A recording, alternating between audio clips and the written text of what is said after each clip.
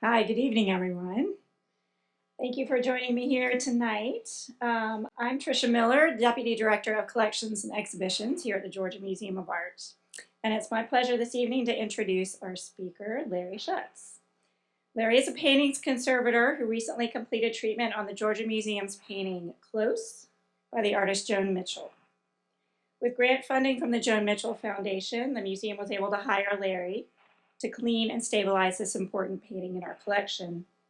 In addition, for I believe the first time in Larry's career, we put him on exhibition as well. After converting some of our gallery space into a makeshift conservation studio, Larry performed the necessary treatment on Mitchell's painting while also interacting with visitors in the gallery. So before we made him a bit of a reality TV star here, Larry received his BA in art history from Mary Washington College, where he had his first experience in conservation with an internship in frame and gilt object conservation at Old Gold Studios in Virginia. Following undergraduate studies, Larry received pre-programmed training in traditional easel painting and on-site mural conservation with Page Conservation in Washington, D.C. He received an MA and Certificate of Advanced Studies in Art Conservation from the State University College at Buffalo in 2003. His graduate and postgraduate internships and fellowships included the Rochester Museum and Science Center in Rochester, New York, the Henry Ford Museum in Dearborn, Michigan, the Shelburne Museum in Shelburne, Vermont, and the Smithsonian Institution's National Air and Space Museum in Washington, D.C. Larry returned to Page Conservation for a while as a studio supervisor and senior conservator of paintings. He moved to Atlanta in 2010 to be the paintings conservator at the Atlanta Art Conservation Center. And in 2017, Larry, along with his wife Michelle, who was also a conservator, established Savant and Schutz Art Conservation in Chamblee, Georgia. So tonight, Larry will talk about techniques, tools, and approaches to conservation and restoration. Please join me in welcoming Larry Schutz.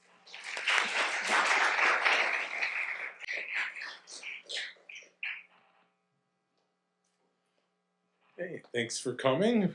Appreciate you. Thank you, Tricia, for the introduction. And if many of you I've probably seen before up in the gallery, this will be a great little primer on the field of art conservation, and I'll finish up with details of the treatment that we just completed. So, art conservation, what is it? The professional organization in our field is called the American Institute for Conservation of Historic Artworks. Conservation is the profession dedicated and devoted to the preservation of cultural property for the future. Cultural property that we care for can include a wide variety of forms. Ancient monuments like the pyramids in Egypt, masterpieces of art like Vermeer's painting of the girl with the pearl earring, national symbols like the Statue of Liberty, ethnographic objects like a North American Indian feather headdress, objects of pop culture like Kermit the Frog, and even personal items like family photographs are all examples of cultural property. I know it sounds like the name of a hard rock band, but conservators do battle daily against the agents of deterioration. So, pollutants, including sulfur, attack silver to form silver sulfide corrosion, better known as tarnish. An ancient bronze exhibiting verdigris, which is a form of chlorine contamination. The pollutants come from a variety of sources, both naturally occurring and man-made. As the temperature rises, a given amount of water in the air decreases, while as it cools, the percentage grows. This is why we call it relative humidity. The atmospheric water content is relative to the temperature. As objects gain and lose relative moisture content, they shrink and expand in reaction. These reactions can cause cracks or splits in wood, lead to flaking paint or failing coatings. They can cause fibers and textiles to swell or shrink, leading to wrinkles and distortions. Or, if the conditions are extreme enough, spontaneous tear may occur. Pests, such as moths, silverfish, bookworms, powder post beetles, rodents, and many others are known as heritage eaters. The various materials that make up cultural heritage are often seen as a source of food by many creatures. Most are familiar with the toll that light takes on objects.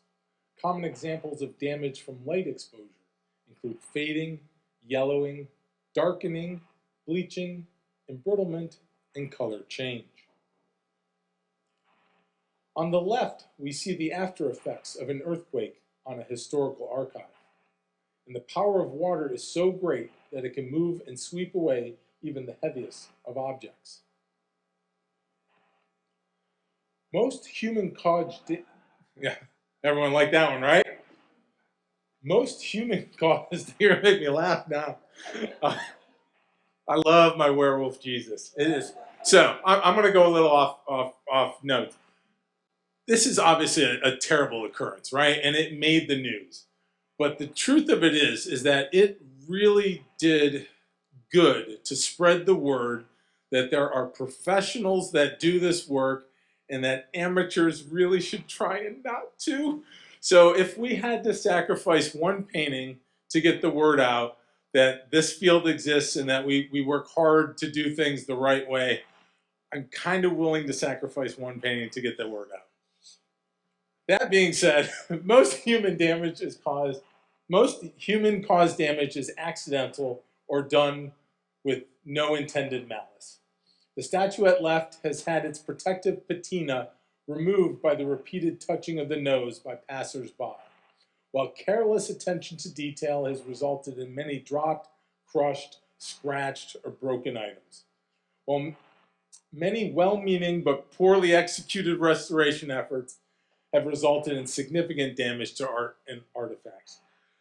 If you go on Google News or ArtNet News, you will find so many examples of painted over statues. It really draws the media attention to the bad side of conservation and restoration.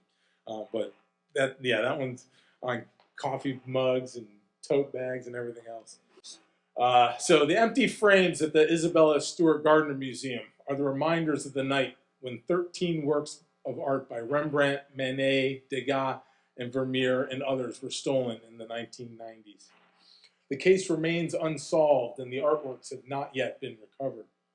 The Mona Lisa has been attacked 6 times in recent history, including being stolen and recovered in 1911.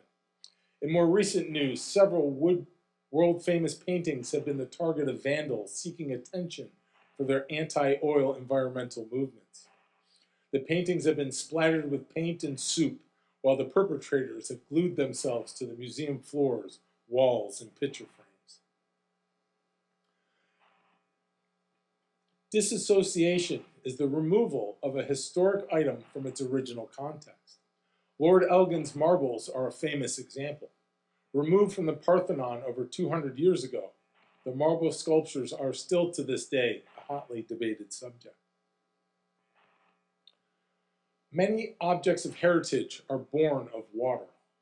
Photographs and paper begin from a wet existence, but are susceptible to dissolution when water is reintroduced.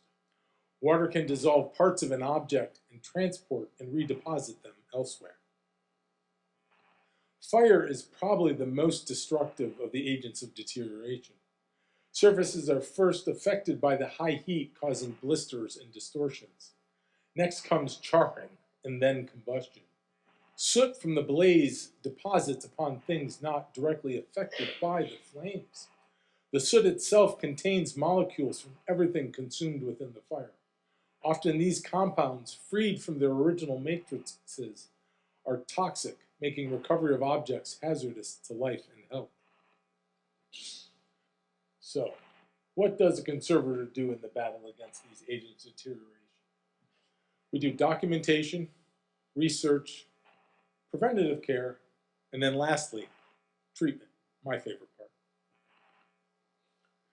Conservators use photographs, drawings, and written reports to document the condition of objects, carefully noting observations about past repairs and damage. We also document our work, recording the steps and materials used for treatment.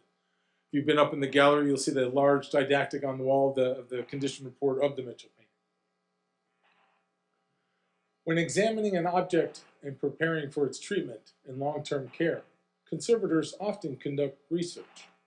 This research may include identifying the materials, explaining manufacturing techniques, assessing the condition, describing deterioration mechanisms, determining age, provenance, and authenticity, testing materials and methods that will be used in conservation treatment. So here we examine objects under different types of lighting to distinguish and sometimes identify materials. If you were up in the gallery, we had that little UV light that have you the ability to see that little hidden message on the paper. Under UV, the varnish on this ancient Egyptian coffin is visible as a bright vertical brushstrokes.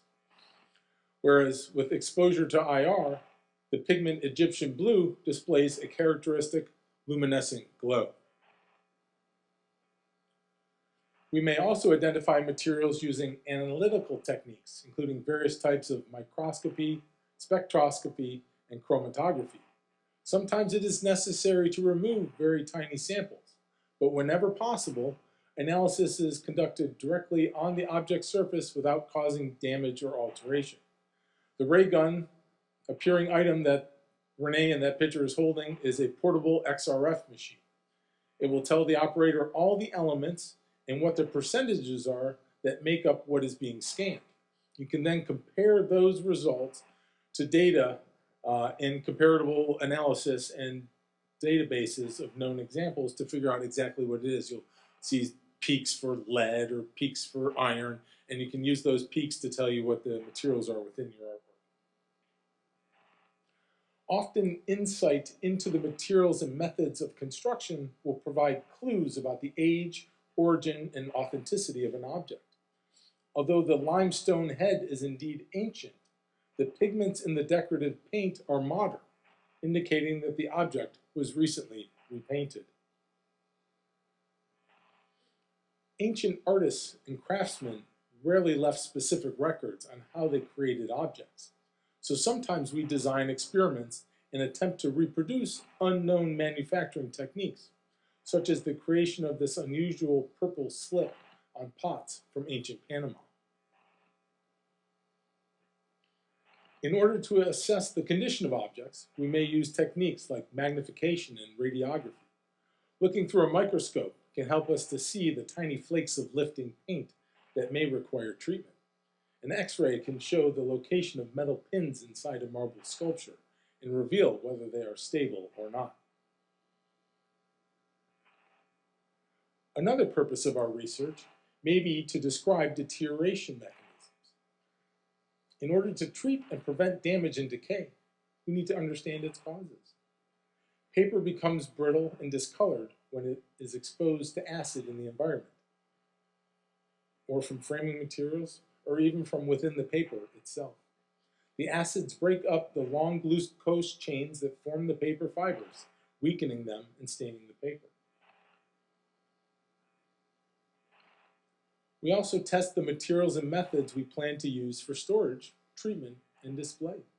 We want to be sure that the objects will not be harmed by the materials they come in contact with, such as the fabrics used in exhibition cases. We need to understand how the materials interact so that we can make the best choices for each particular situation, such as selecting the right colorants for a fill or the best solvent for a solution.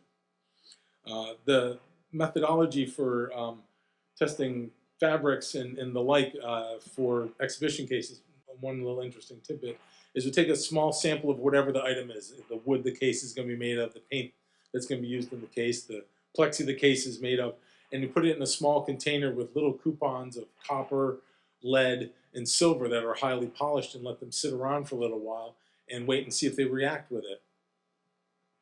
So actual physical testing. Conservators want to prevent future damage by providing the best long-term care possible for objects. This preventative care involves controlling certain environmental factors, as well as establishing procedures and guidelines to protect object safety. Preventative care is truly our strongest ally against the agents of deterioration. It is much more efficient to keep numerous items from deteriorating in the first place than it is to restore them one at a time, once they are damaged. This is a lesson that I learned really early on in my career. One of my very first positions, I worked under Rick Kirshner at the Shelburne Museum, and Rick was a fantastic proponent of preventative care. And he learned really early on in his career. One of his first days at the Shelburne Museum, he fixed a small sign, a hanging sign that was painted, and he put it back out in the barn, because if you've been to the Shelburne, it's nothing but barns and outbuildings where things are displayed. And within 2 years, that piece was back in the lab to be fixed again because the paint had started flaking off of it. And he looked around and said, there's 80,000 artifacts in this museum. If I have to fix one each every 2 years, there's no way I'm going to get through all of them. And he started a really in-depth program of environmental monitoring, which eventually led to the closing of the museum during the winter because they found that their visitorship was quite low. It didn't pay to keep the buildings heated. And if you kept the artifacts in cold storage by just letting them sit outdoors in the Vermont winter, they lasted a lot longer. So he came up with a win-win-win at no cost. Pretty amazing. The environmental conditions addressed in preventative care include light, temperature, relative humidity, pests, pollution, storage, disasters, and access and handling. These factors are all very interrelated and can have dramatic impacts on the long-term well-being of objects and collections. Uncontrolled light exposure can lead to discoloration as seen in the varnish of the seascape painting. Perhaps more familiar to us, light can also cause fading and color loss. The purple fabric in this applique textile now appears gray, except where it was hidden within the seams.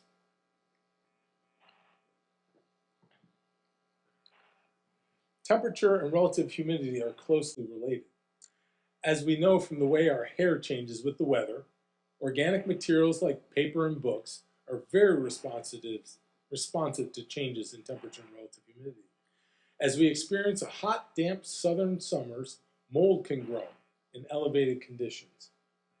Seen here, forming the fuzzy haze on the colorful beadwork.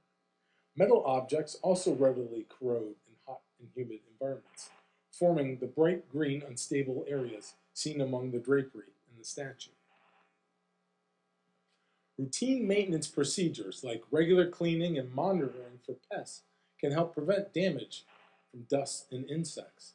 The best way to limit damage from a disaster is to be prepared by having proper training, supplies on hand, and plans in place so one is ready to respond in the event of an emergency. AIC has a whole large program on disaster response and disaster preparedness. They offer coursework in it continually, and I would highly recommend it. It's really, really, it actually can be stressful to be involved in the course because they are going to put on a show for you. And Michelle had an experience where they had a fire in a historic home when she was up in Pennsylvania. And although people had taken the course, panic really truly does set in. When the building is on fire, the fire department is coming, the flames are licking, and people are running around not knowing what to do, who to call. It really takes someone to be in charge with a level head, with the experience, and know what to deal with water-soaked artifacts. Move out of the way, let the fire department do their job. You don't go in the building until after things have been, determined structurally stable.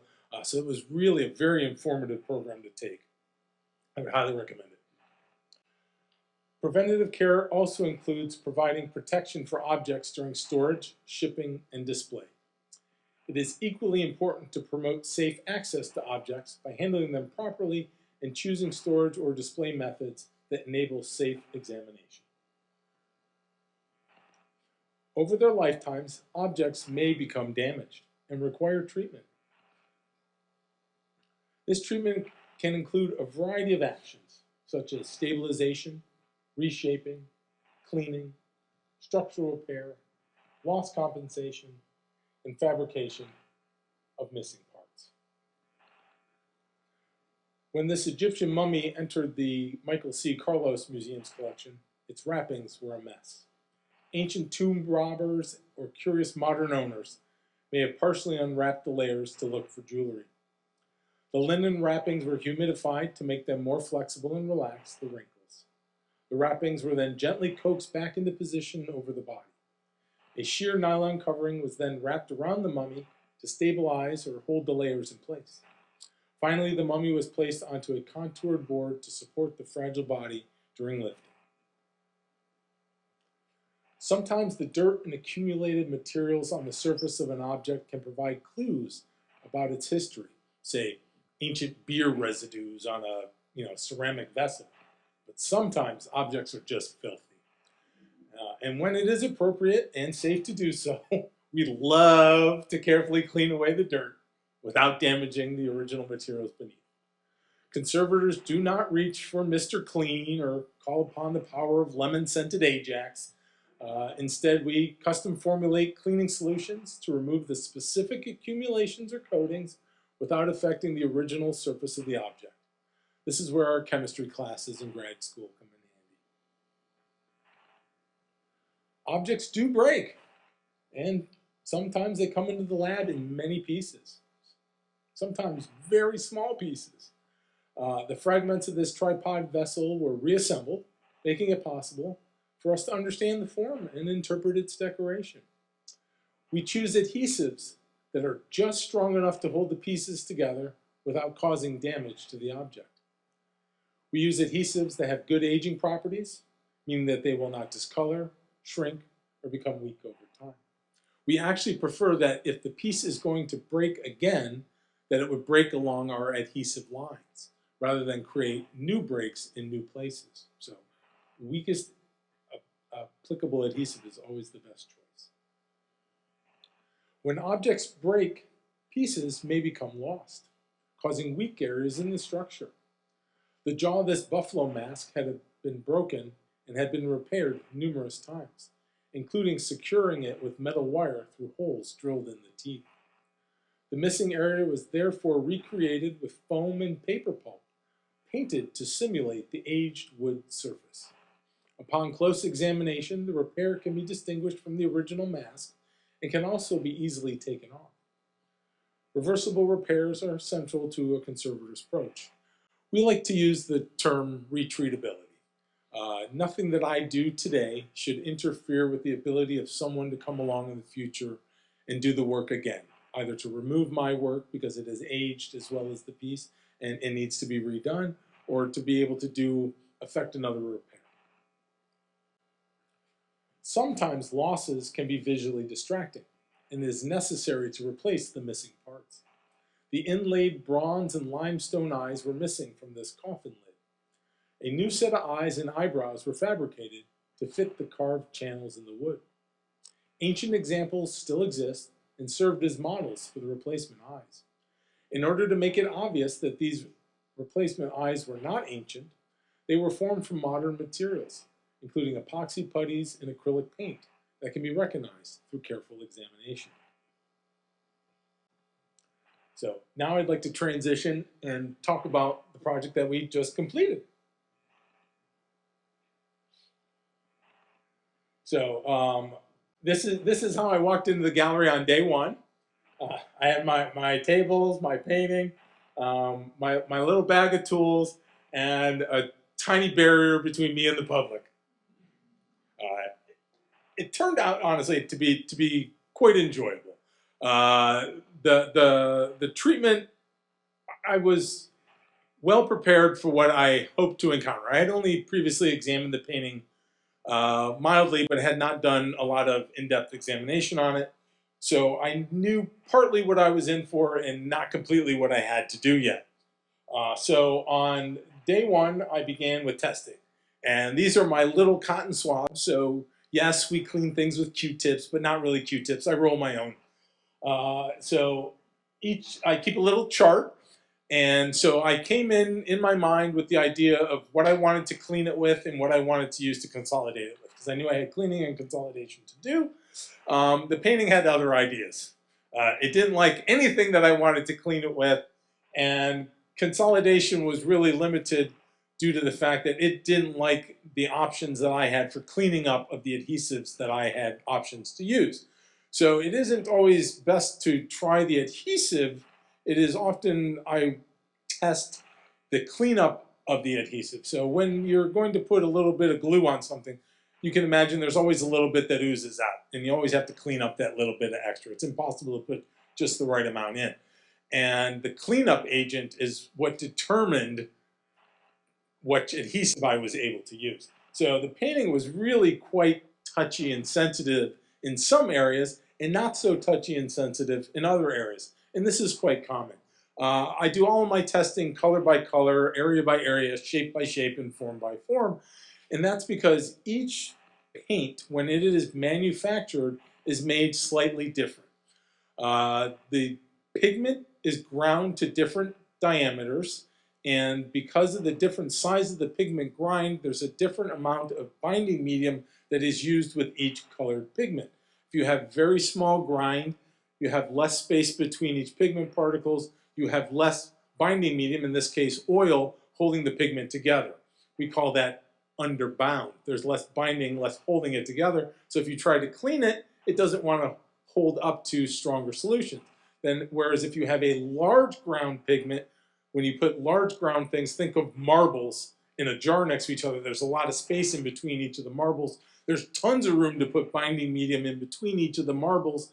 And so therefore, that kind of paint has a lot holding it together, and I can use something a little bit stronger to do the cleaning operation. In this particular case, there wasn't a lot holding the painting together, which is part of the reason why we had flaking issues. So in the end, this is my cleaning swab, and you can, oops, one back. This is the cleaning line right here, if you can see that right there. So I wound up only on certain colors, because certain colors of the paintings were not liking being cleaned.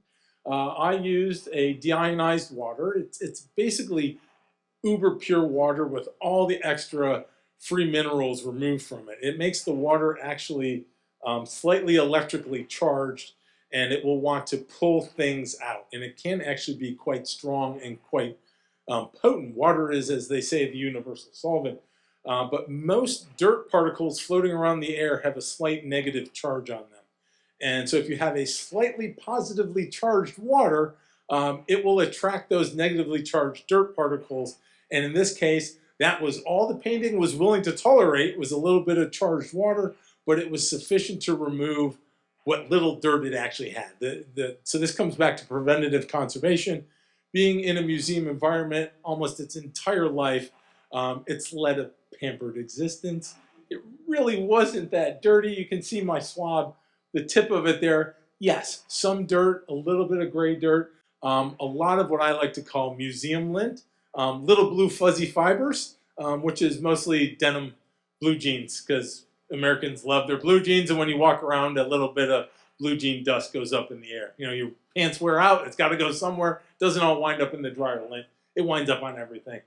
So that was the major part of the cleaning on areas that were willing to take an aqueous cleaning. There were quite a lot of areas in the painting that would not take an aqueous cleaning, and in those areas, I used an open cell sponge. The sponge on the right is a clean, fresh, unused sponge, and the sponge on the left is obviously the dirty sponge. This was most effective in the yellow areas. This has a limiting factor in that it's a little bit grabby, and the yellow paint is a little bit spiky. So very, very delicately, this could be very carefully whisked along the surface and pick up the loose surface dirt.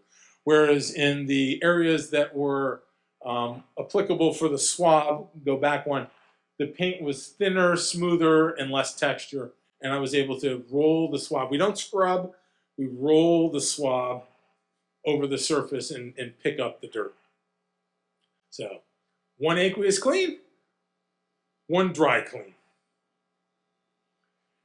This is laying on my back on the floor, looking up at the bottom of the painting. That's the ceiling of the gallery up above. The next step was tensioning the canvas. So the canvas was slightly slack. Having a good taut canvas is a good measure of preventative conservation. When canvases get loose, you start to get draws and distortions in the corner. You'll get sags and bags down at the bottom, and those can become more problematic to remove over time when they exist. So I like to get the canvas fairly taut. The little wooden triangles in the corner are called stretcher keys, and they can be used individually if you push on, make sure I don't hit the button, this key here goes in that way and wedges this bar here out that way. And the other one wedges that corner out that way. So if you have a draw in the corner, or if you have a distortion, or you have looseness in one direction, you can actually tighten it either out this way, or both. And on these paintings, there is a single vertical crossbar down the middle, and then 2 horizontal crossbars. Each of those has 1 key, and the 4 corners each have 2 keys. So I went around and I tapped all the keys in rotation all the way around several times until basically it sounds like a drum. Dap, dap, dap, dap, dap. And that gives enough support to the painting and helps with long-term plenarity. A perfectly tightened painting, the stretcher will have just the slightest bow on the back. Next, we went around and examined the painting to find all those areas of insecure paint. The best thing to do this is with a single source light from the left. If you rake across the surface with a single light, you can see where the paint is lifted up. Once I went around and found all the spots that were individually flaking, I took a very, very long skinny paintbrush, dipped in my adhesive of choice, which in this case happened to be codfish skin glue. So gelatin-based glue made from the skin of codfish was what I chose. The nice thing about it is it's extremely tacky. It cleans up in water, which is what this painting was willing to tolerate. And it has a fairly quick activation, so I don't have to sit there and hold it the whole time waiting for it to dry. In order to get these curls of paint, I don't have a good photo of it because it's hard to photo when you're using 2 hands to work. I use a little mini hot air blower to gently warm up the paint. And just like you on a hot day, you get all loose, the paint gets all soft and loose. You don't want to go too hot and melt it and blister it, obviously. But with a gentle heating, you can actually get the paint to relax and to set down, and you can secure the paint in place. Once the paint was consolidated, we could start with filling of the existing losses. There were 2 distinct areas of losses. This particular one was the largest one. It was roughly about the size of a quarter. So this missing bit here. And then the other one was really small, just a tiny little loss right there. And the process for filling losses is I make molds. I make molds of the missing paint texture. So if you have painted moldings in your house or painted wall in your house and you have a chip in the wall and you paint the wall, you'll still be able to see that chip. The paint goes down the wall, it goes in the chip, it goes down the chip, it comes out the chip, it goes down the wall. The whole wall is a nice, neat, even color, but if you don't fill that chip in, you're still going to see the chip. And the same thing works in conservation. If I don't fill the chip in and create the texture, it'll look like a touched up loss. So I use the same molding compound that dentists use to mold your teeth, and it's 2-part. You mix it together, and down at the bottom you will see the molds. And what I basically do is I look at the area that's lost, and I search for other areas throughout the painting that have a similar brush stroke or similar texture. If say the artist is using a 1-inch brush in this area, I'll look elsewhere on the painting to try and find a similar area, and I'll take my mold from that. And then from there, I cast in the losses. So I use those molds to cast in the missing texture and fill in the area. And the reason why I need texture in my fill is because the paints that I use are very, very thin. In this particular case, I was using watercolors to do my coloration. My paint has no body. It has no brush stroke texture of its own. I'm relying 100% on the cast-in fill to create the texture to make the illusion of the missing paint. And depending upon the piece, we have multiple different options for which type of paints we like to use. I have some gouache there. The big tube is casein. The individual color palettes is watercolors. We also have paint that is solvent-based, so basically varnish-based paints that we use in conservation. So when if you have paintings that are going to be varnished, when their varnish is removed later, all of that retouching will come off with the varnish removal. So it makes the ability to, what we talked about earlier, retreatability, reversibility of the work. And so here is that damage with the fill and the retouch. And I'm sure now that you know where it is, try and go find it up in the gallery. I know where it is, and I will always be able to see it. But you're going to have a hard time finding it because those paintings are huge. But you know where it is, you know what it looks like. Challenge on. And this is that tiny, tiny little loss. This one was kind of fun because I got to do a little bit of marbling on the fill. You know, I got to drag a little bit of color and you know, a mixed color fill. So, and this is quite, you know, the usual work. So once I was able to put in those fills of the actual loss, I took my attention to the drying cracks. So the drying cracks that are on the painting are an artifact of the, well, actually drying. So you wind up seeing these, as the one paint dries and it's shrinking back, you'll see all these little white lines. So those white lines are actually technically stable. The paint around them is secure and it is not lifting, it is not going to be lost, but they are visually distracting. And this is where we tie back into the idea of artistic intent guiding a lot of our treatment. The artist, when she applied the paint, did not intend it to be disfigured by white cracks crossing over. She put a big black, greeny black stroke on there, and that's what she wanted seen. So what I've done is I've gone through with my tiny little brush and mixed up my color and painted out the white cracks. And so eventually, and I did a lot of that work laying flat on the table, and eventually the painting, we switched the paintings out, and the one that was down went up on the wall, and I finished up my final touch-ups under gallery lighting. There's something called metamerism, metameric match, and that's basically where colors will match in one lighting condition, but they don't match in another lighting condition. And this is quite common. You'll go and get house paint done, or you see a car driving down the road that's had body work, and the color kind of matches on the door and the fender, but not really. And in some lights it matches, in some lights it doesn't match. So I do all my final touch-ups on the wall under existing lighting. And so this is a detail of that upper left-hand corner. You can see where the white cracks and all of that was on the picture on the left, and on the right is post-treatment, and same for my other big green area on the bottom left.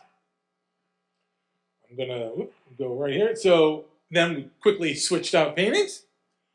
This painting had significantly less issues because the majority of the issues were in this dark greeny black area, and we only had that one tiny little area on the upper right, and thankfully all the paint was well stuck there. So started with cleaning, tensioning, and then we had a dent. So it's a bit difficult to see, but in this area right here, this is a bit of a raking light photo, you'll see kind of a raised dent right here. And what this was in the back was a little broken bit of a stretcher key with some masking tape on it.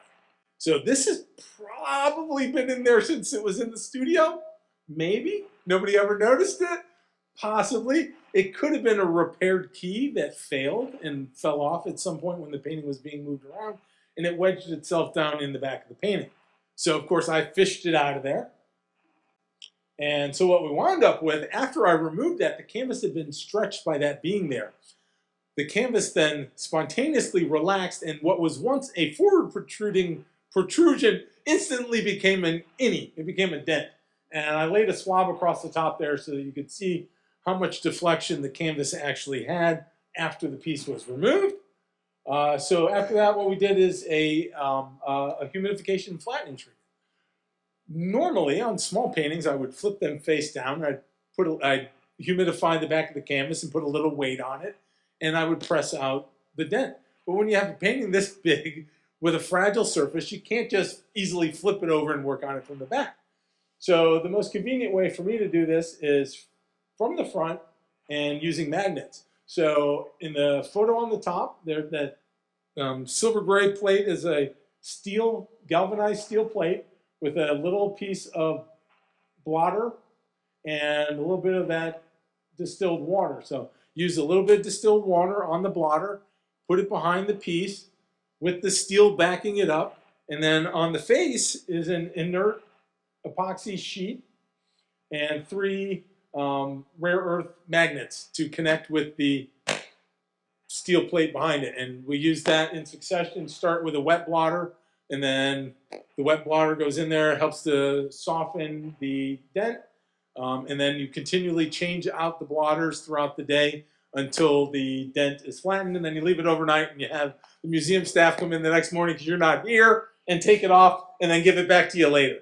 So that was the major structural repair on this painting.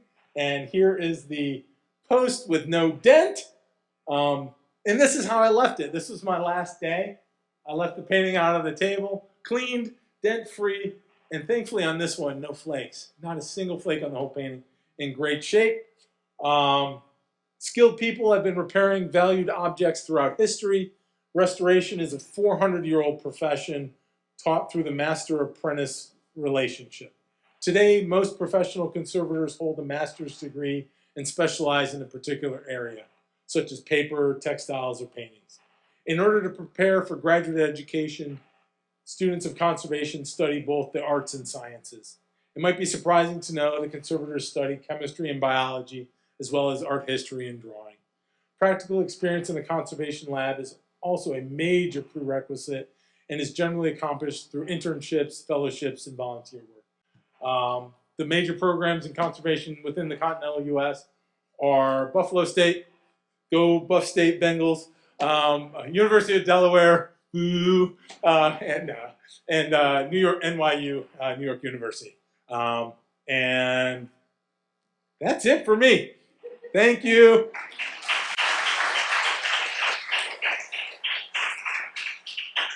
Hey, I did pretty good. I didn't talk too long. All right, I am totally open to any questions. I will ramble on for another hour if you really want me to. So, yes, go ahead, sir.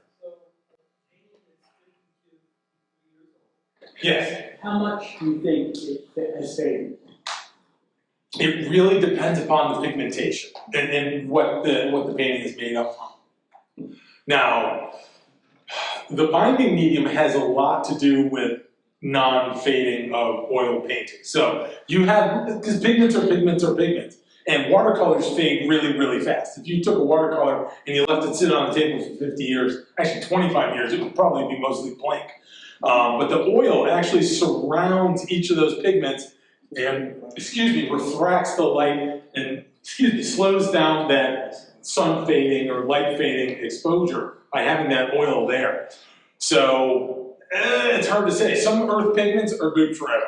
But if you go and look at some paintings that have traditional frames with an overlay rabbit, you could take that frame off, and if you look at the perimeter of the painting, you will see that there's definitely a color difference between where it was covered and where it was exposed.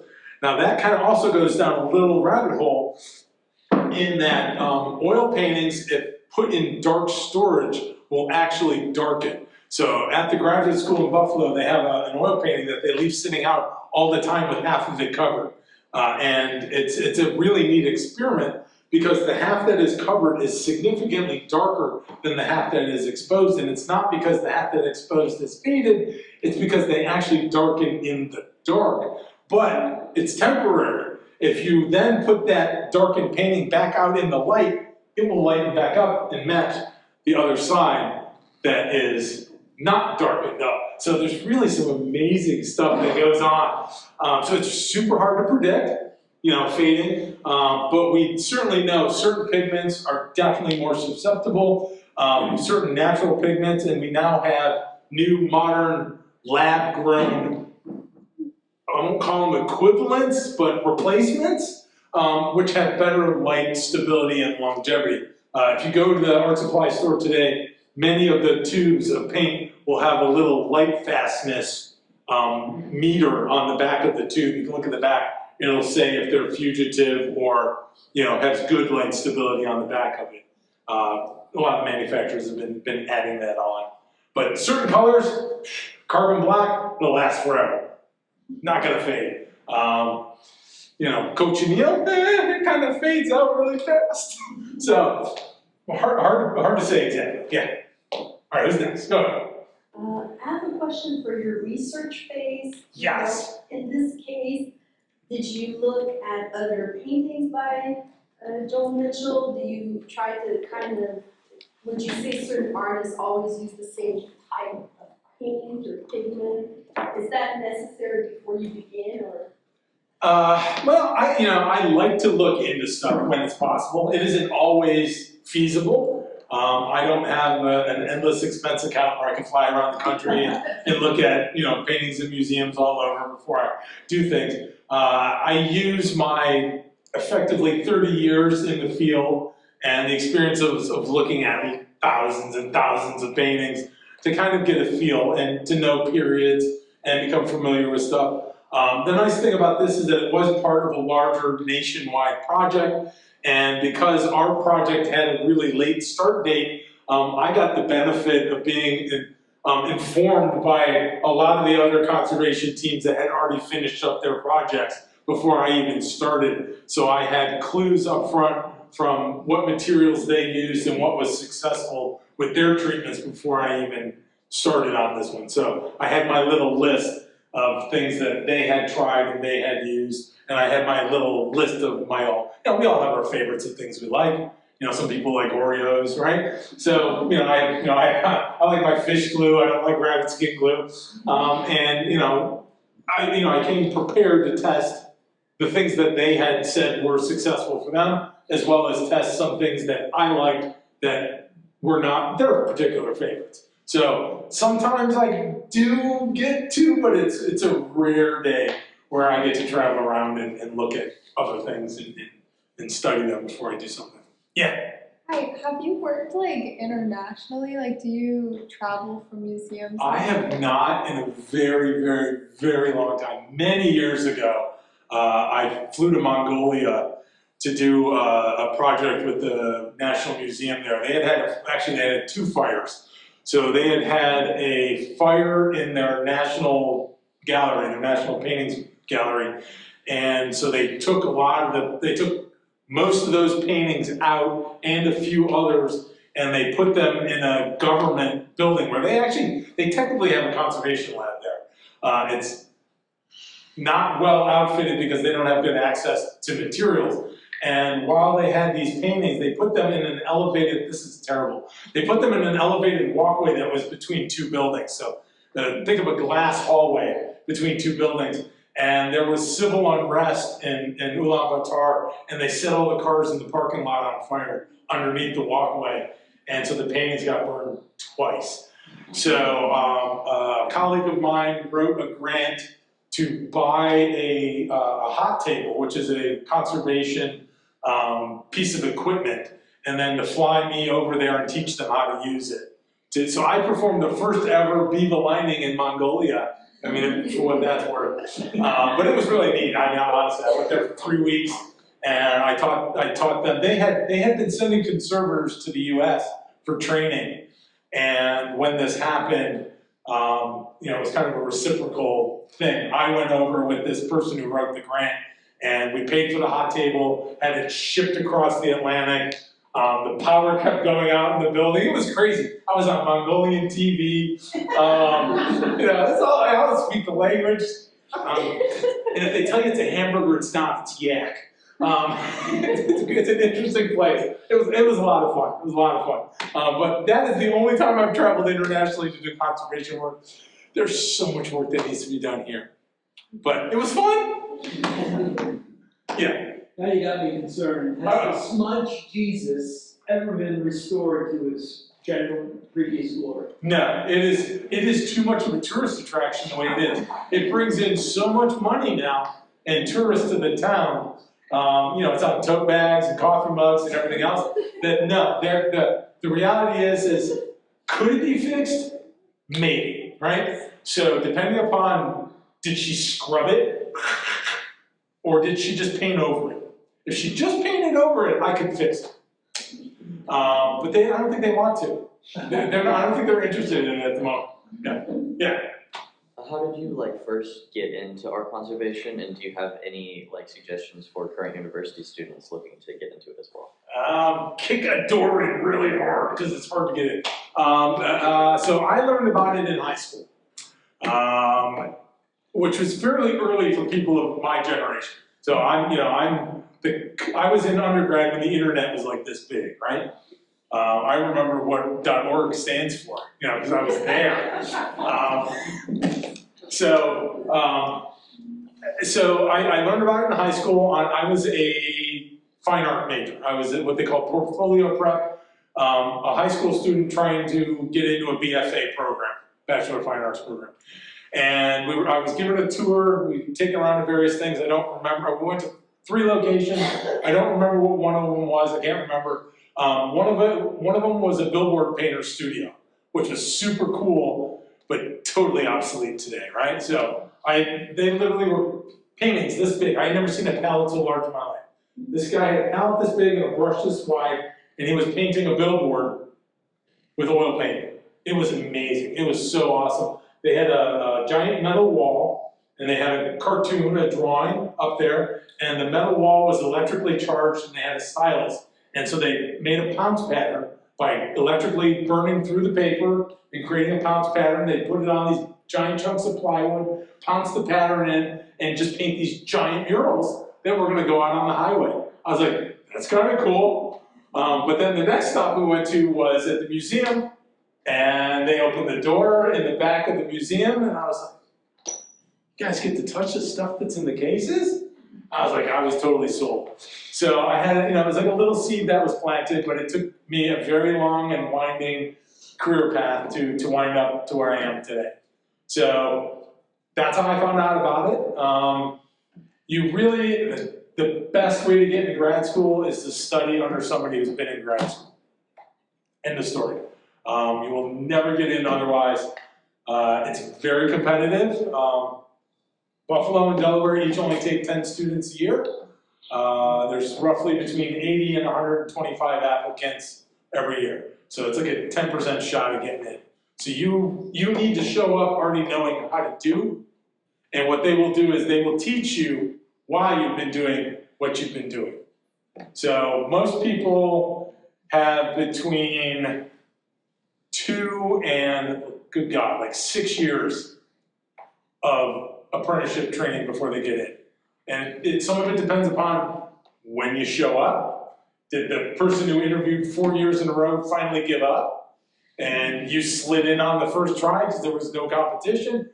It's still a mystery to me to this day how I got in, right? You don't know. You show up. So back in my day, I literally showed up with, you had to bring a portfolio of your own art to prove this hand skills. Not that you're an artist. I am not an artist. I always joke that I have a deal with artists that if they promise not to do conservation, I'll promise not to make art. 2 totally separate skill sets, 2 totally separate jobs.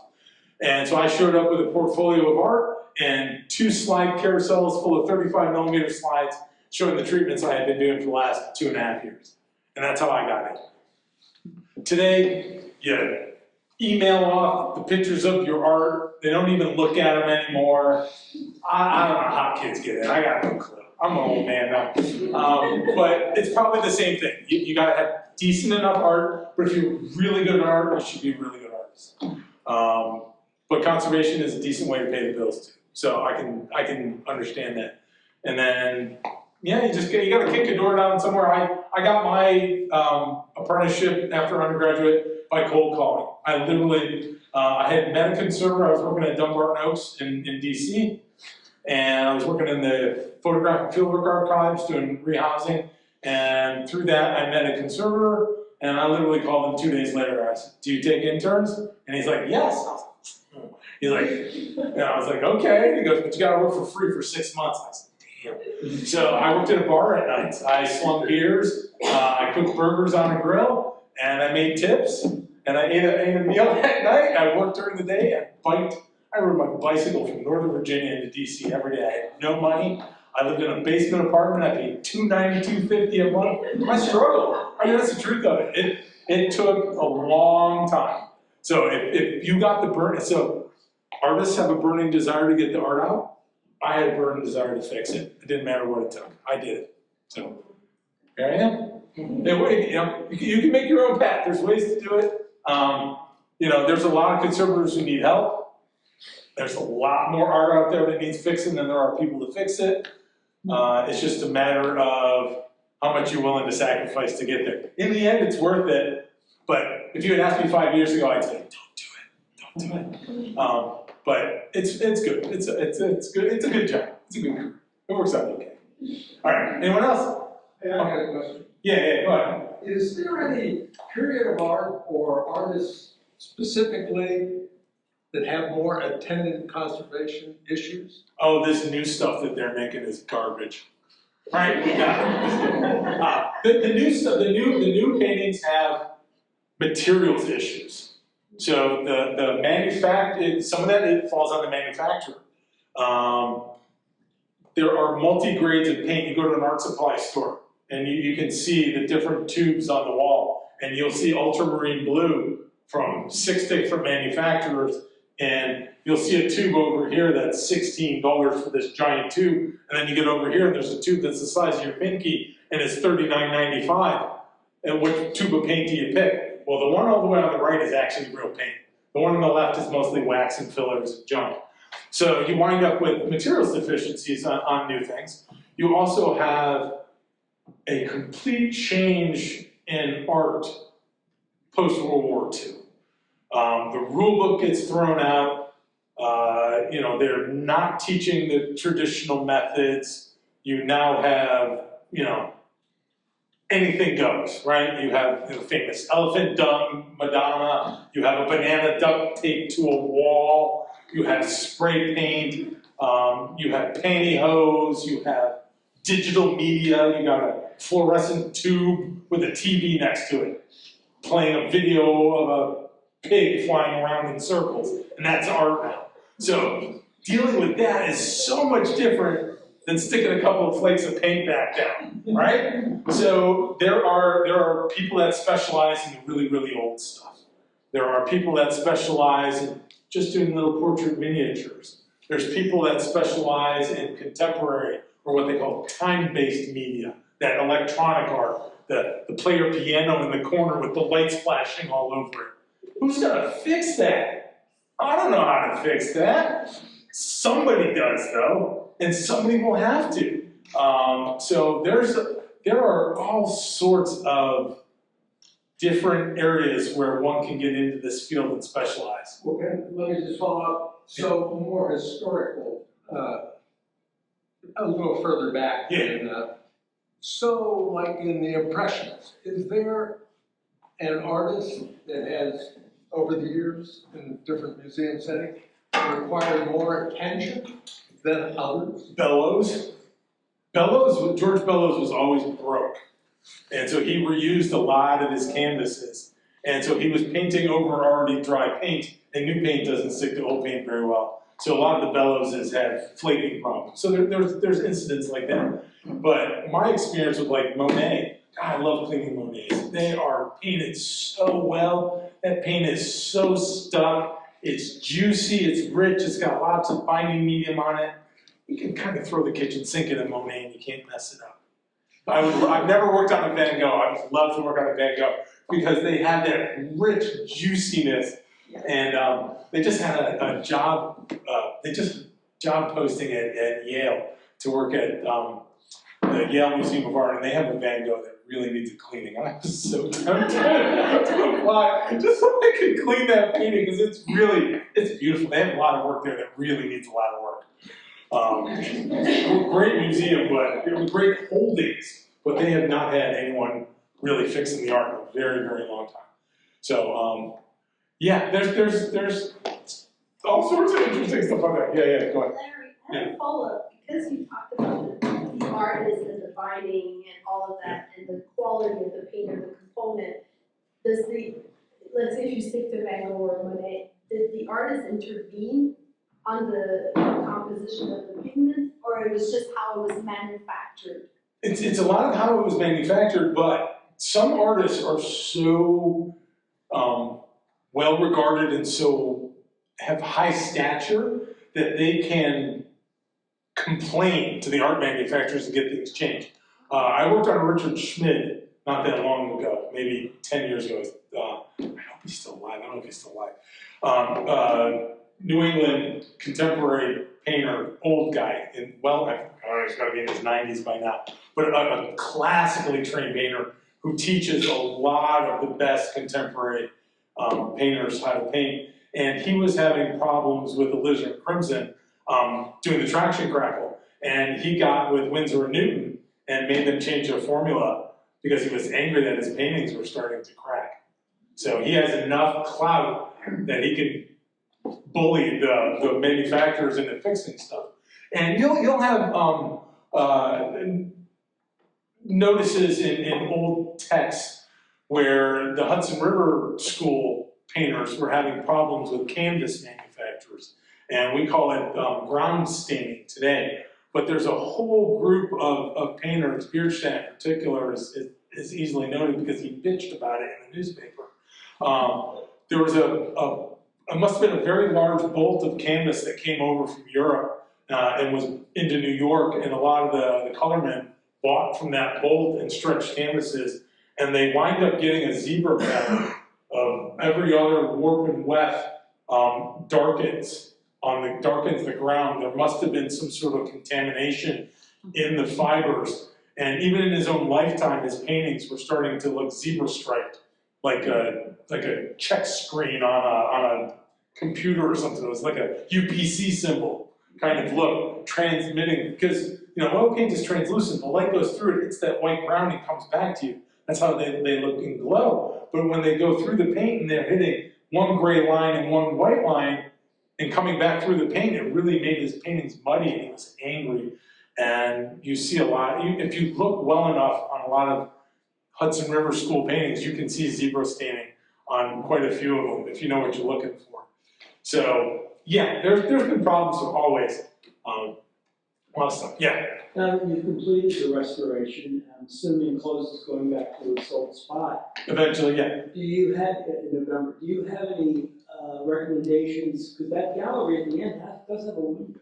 I don't know if that's a concern for you or you made a recommendation. That's not the concern. More of my concern would be just long-term observation. The biggest problem with it was flaking, lifting and flaking, and I am able to set down anything that's lifting.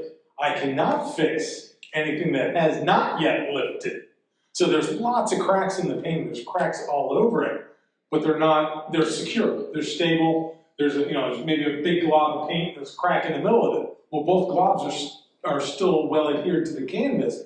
There's no way to stick the two paints back together, and it's not going to help or do anything. So we just kind of have to wait and observe and see if it gets bad again, and then we can intercede and stick one little spot down and go on our merry way. So yes. When they let you out of your little area, Yeah. did you see anything else? If there was money lying around? Oh, there's always something, right? Like, all right. No, the truth is that the paintings in the galleries, as a whole, look great. The paintings in storage, they need a little love, and that's why they're in storage. And if we could effect repairs on more of the depth of the collection, then you would have the ability to exhibit them. So, and that's not just here. It is in every museum has the usual. The 10% is on the wall, 90% is in the back, and of that 90%, maybe 20 of it is good enough to hang back up on the wall. Some things are just collected for study purposes. Some things are just collected because a donor gave them, and we're hoping for something else from them later. That's the way things work. And so you may wind up with things that you may never fix, or there's things that you want to fix eventually, or you may get things that you don't have a purpose for now, and eventually they will get fixed. And when they're building a show in the future, and we go, hey, we could use this for that show, and we pull it out and go, oh, we got a scratch in it, and it had, when it was acquired, the donor donated it. It's recorded in the file. Let's, it still looks, it fits our storyline we're trying to sell for the show, and let's go ahead and get it fixed at that time. So sometimes it's need-based, and sometimes it's opportunistic, which is what this case was. We had an opportunity to work with the foundation and with outside funding, which is always a nice thing to have. Yeah. Anyone else? You mentioned that this was part of a larger project and you had contacted other conservators Yes. in the research process. Is that a typical part of the research process, even if it's not part of a larger project? It can be if you have a particular issue. So I mean, I have my group of friends in my phone, my conservative friends, that when I come across something that's a little different or a little odd, and something that's out of the norm, that I can call up and we can bat things back and forth together. It's kind of nice having a wife that's also a conservator. We get to chit chat and discuss these ideas. But if you have something that you have never dealt with before, sometimes it's just better off to let somebody else do it. So that's not my area of expertise. Why don't you call so and so? This is all they do, and they're the expert in this. Some people are very, very super narrow in their focus on what they work on. Only works on pastels. Great, because I hate working on pastels. So most paper conservators don't want to work on them because they call them pastel paintings for a reason, because they're kind of a painting, but there's nothing holding the pigment together, so I don't really like them. I don't like to call them paintings. They're pastels, but I try to shove them off to the paper people. So there is an open community. We have, I have closest probably obviously with the other conservators that I went to grad school with. So because there's 10 in every class, I have the 10 who were above me and the 10 who were below me and the other 9 that were in my class. So I have my little cohort of 30 conservators that I am most friendly with. But I've always been intrigued on historic treatment processes, because our field has evolved tremendously from its we'll call it humble beginning. So the field really wasn't, so the graduate degrees started in 1969. So as a professional field, it is super, super young. But as I mentioned, it's a 400-year-old profession in the greater guild system of the European style. So, we've been doing this work for a long time, just not with, the laurels attached to it that we have today. So there was a lot of stuff that happened in the past that we do not do anymore, that some of it's nice to know because you may encounter the effects of how that stuff was done, but also some of those techniques, sometimes you gotta pull one out when you come across a situation that is unique and you have, limited ability to treat something in a particular instance. Every picture is different. They've had a different life. If you have an artist who paints 2 landscapes on the same weekend and he sells them both, 150 years down the road, they could be completely different in their level of preservation. You could have one that was hung up in a cabin over an open hearth fire and never taken down, and it's just black with soot. And then you could have another one that fell off the wall, it got a hole kicked in it, it got scrubbed in the back room of a picture framer shop and repainted, it got put back out, and it got hit and bumped again and fell down and got a tear in it, and somebody glued it to a board, but they started as the same thing. And our ability to treat them has to be unique for all the issues that the one suffered through and the somewhat pampered existence that the other one had. So everything is modified and adjusted depending upon what the piece is, what it's been through. So even works from an artist within their own grouping. So everybody else in this group that met, the conservators who are working on the Mitchell project, they all have the same problem. There wasn't necessarily in this dark black green color, they were having it in other colors. But they were getting the same thing, lifting paint, flaking, traction crackle across the board. So is it a Mitchell problem? Sure. So, and if you went to other institutions that didn't have their Mitchells worked on as part of this, could you find this issue on their paintings? Maybe if they hadn't already been treated. They may have already been treated. You know, if it's an ongoing issue, sure. Anything else? One more. Are there still people in the world who do this sort of work using those older traditional methods without Unfortunately, without going through these professional programs that exist now? right. So art conservation is an unregulated field. If you want to tomorrow to put up a website, hang out a shingle that says you're a picture cleaner, there is no one to stop you. The police are not going to knock on your door. The FBI is not going to come. The American Institute for Conservation might send you a cease and desist letter, but you can rip it up and throw it in the trash. It means nothing. So it is a buyer beware service. So you need to research your conservator well. Some of the old techniques do have merit, and it's nice to know how they're done. I wouldn't do most of them, but it is nice to know why they did them. Sometimes they just didn't have the materials. But we, as a field, are adapters of other technology. There's really not much made just for us. So when the first conservators were trained, you know, I used watercolors and I talked about paints mixed and varnish. The earliest conservators that were coming out of the graduate school were using what they called blotted oils to do retouching. So they were making their own underbound paint. They were taking oil paint in a tube and putting it on blotters, letting the blotter suck the medium out of it, so they had very unbound paint to put on the painting, so when it was cleaned in the future, it would be stripped off. Because they didn't have anything to work with. That was their answer to the question of, how do we make our paint separatable from this paint? They put down an isolating layer of varnish first, and then they put this dried out paint on top of it, and then more varnish over the top of that, sandwiched it all. And the theory was, when you take that varnish off later when it gets yellow, that underbound paint is going to have different solubility than the hard original oil paint, and it should come off. Well, maybe. We'll see. I haven't had to clean those yet, right? Hard to tell. And then they eventually evolved into using the Magna paints, which were designed for the color field artists. So the color field artists did effectively stained canvases. They did raw canvas with no ground. If you use oil paint on raw canvas with no ground, the oils will rot the canvas and you'll have nothing left. So they came up with Magnas, and Magnas were pigments in a synthetic binder. And so that was the first paint that then conservators said, oh, we don't have to blot our oils anymore. They used Magnas.